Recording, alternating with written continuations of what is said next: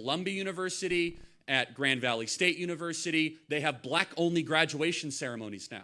At Western Washington University, black-only dormitories. White people are not allowed. We are going through the resegregation of America, because that's always been their core, right? Racial harmony and a post-racial America was always something they detested, because an America that is not divided on race is much harder to control. An America that's divided on race is much easier to control. So these people are power hungry. They also believe in these ridiculous racist abstractions. But I could go through the cult of diversity. Also incorporated is just a bitterness towards America, especially the American founding.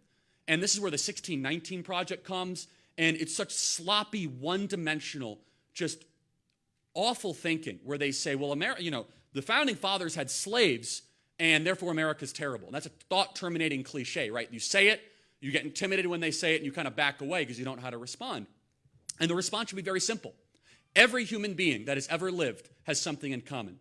You're born into a world you did not create. Therefore, you cannot be judged based on the world you entered. You can judge how the world looked when they exited. The founding fathers entered a world where slavery was everywhere. It was not questioned. It was not challenged. It was institutionalized and defended by the law. By the time that Madison, Jay, Adams, and Jefferson died, slavery was largely abolished in most of the American states. It was written against vehemently. And not only did George Washington say it's a question of if slavery gets abolished, but when slavery gets abolished. Those are people that probably deserve some study and some recognition and some moral credit.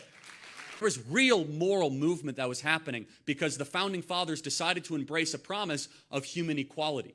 There are more slaves on the planet today than there were back then, and no one wants to mention that.